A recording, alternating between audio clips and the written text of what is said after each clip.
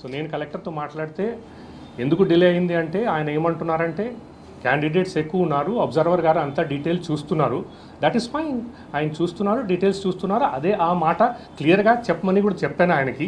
Delay ఎక్కడ జరిగితే ఎందుకు జరుగుతున్నాయి, ఏమైనా అట్లాంటి డీటెయిల్స్ చూడడానికి టైం పడతా ఉంది అంటే చెప్పండి. దట్ ఇప్పుడు ఈ డీటెయిల్స్ అబ్జర్వర్ గారు చూస్తున్నారు, లేకపోతే ఇది ఎంట్రీ చేస్తున్నాం, ఇది చేస్తున్నాం. బేసికలీ అక్కడ లోపల ప్రతి టేబుల్లో క్యాండిడేట్స్ రిప్రజెంటేటివ్స్ ఉన్నారు. ప్రతి టేబుల్ మీద ఇంక్లూడింగ్ ఆర్ఓస్ టేబుల్ మీద కూడా ఉన్నారు, వాళ్ళు చూస్తున్నారు. అబ్జర్వర్ గారు ఉన్నారు, ఆయన చూస్తున్నారు. మీడియా దగ్గర కూడా బ్రీఫింగ్ చేస్తున్నారు. ఈ అన్ని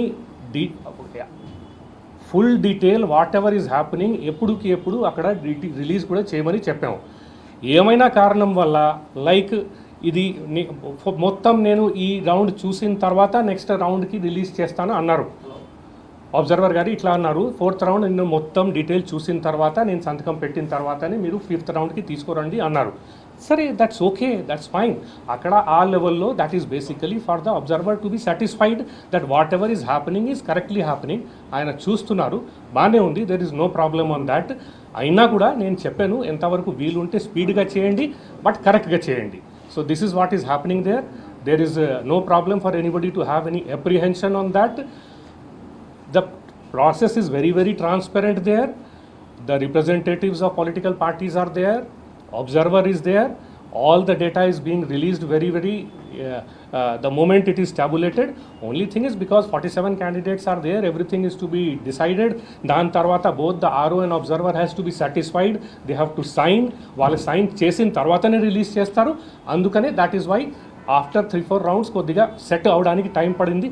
I'm sure now it will go on as per the procedure. ఆరు రాష్ట్రాలకు సంబంధించిన వాటిల్లో ఇప్పటికే 10 రౌండ్లకు పైగా మీరు చూసారా?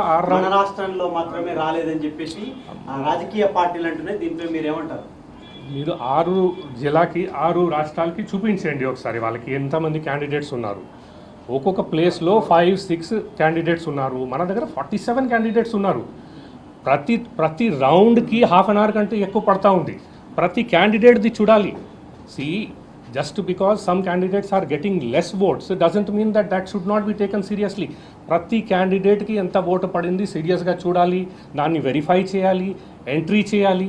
సో మిగతా రాజ్యాల్లో ఎక్కడ ఒక్కొక్క కాన్స్టిట్యువెన్సీలో 5 క్యాండిడేట్స్ 6 క్యాండిడేట్స్ ఉన్నారు. దానికి స్పీడు మన స్పీడ్కి కంపేర్ చేయకూడదు.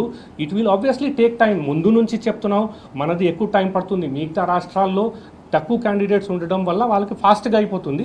మనకు ఎక్కువ క్యాండిడేట్స్ ఉండడం వల్ల కొద్దిగా నిదానంగా నడుస్తుంది.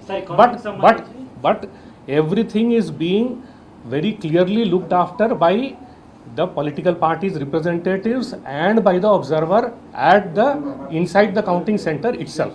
Okay, I will again come back and brief you. పూర్తయ్యే అవకాశం ఉంది సార్. మొత్తం ఈ రౌండ్లన్నీ అయ్యేసరికి ఎంత సమయం పట్టే అవకాశం ఉంది ఇప్పుడు ఉన్న అనాలిసిస్ ప్రకారం అట్లీస్ట్ హాఫ్ అన్ అవర్ ఒక్కొక్క రౌండ్కి పడతా ఉంది. సో దాని ప్రకారం చూస్తే ఒక 15 రౌండ్స్కి 7.5-8 hours పడుతుంది. So that is what is the likelihood. Okay sir, 4th round ని మళ్ళీ రాజగోపాల్ రెడ్డి గారు రీకౌంట్ చేయాలంటున్నారు. దాని గురించి ఏమైనా పాసిబిలిటీ ఉందా? What they have to decide there. I don't know, I have no idea. నాకు ఎవరు ఏం చెప్పలేదు. Whatever has to be decided there between the RO and the observer.